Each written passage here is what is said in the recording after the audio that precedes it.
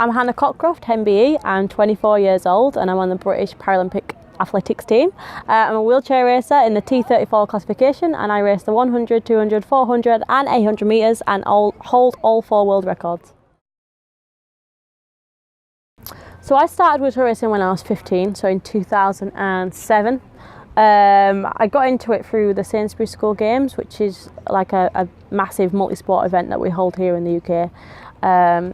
And it's just a junior event. You get to go out, and I actually did the seated discus when I was there, and off the back of it got invited to a talent ID day where we take loads of talented athletes and let them have a go at all these other sports, and that's where I found wheelchair racing. And when I first sat in the race chair, it was just something completely different. I'd played basketball, I'd played rugby, I'd obviously done my seated discus, I'd swam, but wheelchair racing, I could go fast without being shouted at. I didn't have to hold on to anybody, you know, going around up until that age. I always had to hold on to an adult or a parent or a brother, or just someone was always there, and I had to depend on them to get around. And I suddenly had this independence and this freedom that once I was out on the track in the chair, then I could do whatever I wanted, and no one could really stop me. No one could tell me to slow down or be careful.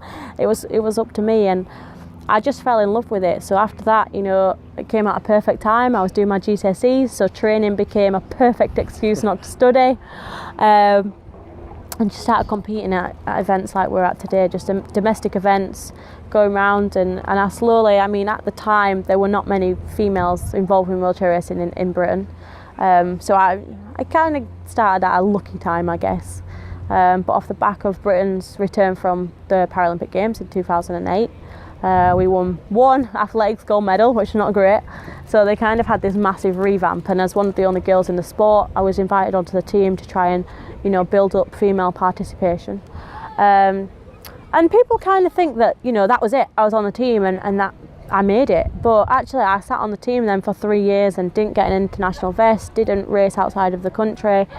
I just trained really hard and got a better support team around me, and you know, then I started breaking world records and people really started to pay attention to me. And I think that's when it changed from being a hobby. That's when it was like, oh, I could do something with this. So in 2011, the British team hadn't quite met their quota on females that they had to send to the World Championships. And as a female who had sat on the team for a long time doing not a lot, they asked me if I'd like to go. 18, would you like a trip to New Zealand for a month without your parents?